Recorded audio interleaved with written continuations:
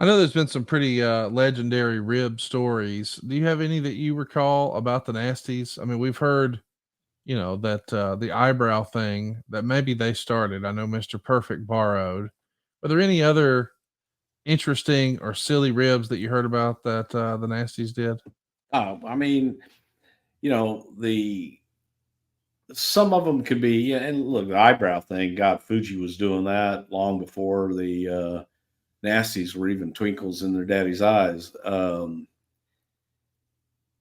think that whenever someone would take their shoes off, and this goes back, old days, man. You're traveling on a plane, and somebody kicks their shoes off and sticks their stinky feet up on the back of a chair and goes to sleep or something like that. Um, Sometimes they would wake up and their shoes would be missing. Now, the way to do that, Rib, not that you can really do that kind of thing anymore, was you just take one shoe. So when they wake up, it's like they got one shoe. Where's the other shoe? Obviously, it must have slid back somewhere or gone somewhere or something like that. And let them look for it for a while. And sometimes they find it in a bizarre place. Sometimes, if they're a jerk, they never find it. So that's always a favorite. That yeah. One of I, the this is horrible to say. There was I was flying to Nashville and it was on a small commuter plane, and there were these kids just running wild on the plane, and the parents weren't doing anything about it.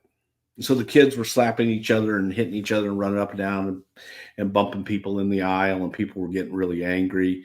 They talked to the flight attendant. The flight attendant went, talked to the parents. Nothing got resolved, or anything like this. And I went up and I talked to the kids and the parents together, like only I can, and told them, get it handled, or you're not going to like the way that I handle it. And they settled down, and then one of them, threw a shoe, yes, and they threw the shoe, and it hit the chair next to me. And they saw me look, and they immediately turned around, and they were good for the rest of the flight. Flight goes about another hour. And as we were getting off the plane, the parents are looking, where's your shoe? And they're like, I don't know. So now they have everybody on the plane looking for their shoe.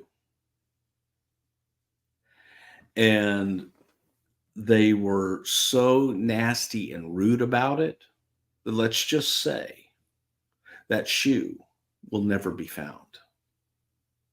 They could have torn that airplane apart, taken every single piece, every screw, every nut and bolt out of it, and they would have never found that shoe. They would have never found that shoe in the state of Tennessee. And it was the middle of winter, and that little kid had to walk off that plane. And I sat right outside the door waiting for them to come off the plane. with one shoe. With one shoe. And then I walked behind him all the way down. So the little kid cried, and the parents were doing their thing. Yeah. So there's good things that can happen out of that. Teach a little kid to keep a shoe on. There's lessons in life, Conrad. There's lessons in life that have to be taught sometimes. Just saying. Was there a lesson you remember hearing that was taught about Ken Shamrock? Allegedly, he got into it with the Nasties. Oh, when he Somebody, first broke in? somebody smacked him with a phone, and next thing you know, it's 2-on-1. And there was really an Ultimate Fighting Championship in a hotel room. Have you heard about Yeah, that? that was like a long, long time ago. That was when Kenny first broke into the wrestling. What do you think of the Nasty Boys' reputation in the business? How will they be remembered? To those that knew them, I think that they're going to be remembered as a great tag team, and two guys that had a passion for the business and had a passion for life in general. So from my point of view, I look at them affectionately. I think to some people that might think that they took liberties with them or what have you, look, it was a gimmick, and the gimmick was unique and different. And that's what made him stand out. So more power to them. And I applaud the fact that that they were able to do that. Do you think they deserve to be in the Hall of Fame? Yeah. Great tag team.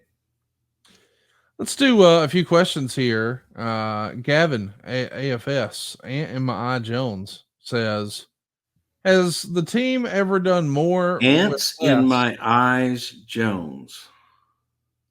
Has the team ever done more with less than the Nasty Boys? They were never body guys. The in-ring was just okay. The promos were just okay, but consistently found themselves at the top of the card. I liked them. I don't know if I agree with that. Yeah, I was just going to say, I disagree. I disagree with it. They were bad in the ring and that their promos were bad. They were different. Yes. They were different. They were aggressive. They were storytellers, and they were unique. They weren't your cookie cutter stuff. So yeah, I disagree with that, man. I think that they were good. Let's talk about Instagram Wrestling Historian's question. He says, Brian Knobb stated in a past shoot interview he was pissed at Hulk Hogan and Beefcake taking their tag title match at WrestleMania 9. Was the original plan for the Nasty Boys to win the tag straps back, or would Money Inc. have retained?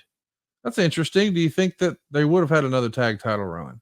Actually, they got a right set tag team championships back. But no, look, there was never, by the time that, Hulk was coming back, there was no set Nasty Boys versus Money Inc. at WrestleMania. So it wasn't like they took something from them. It just didn't happen. Starco says, what if they came out to Janet Jackson's Nasty Boys? Boy, he's wanting you to do a little speak and spell. Yeah, I didn't really think about that, but I guess she did have a Nasty Boy song out at the time.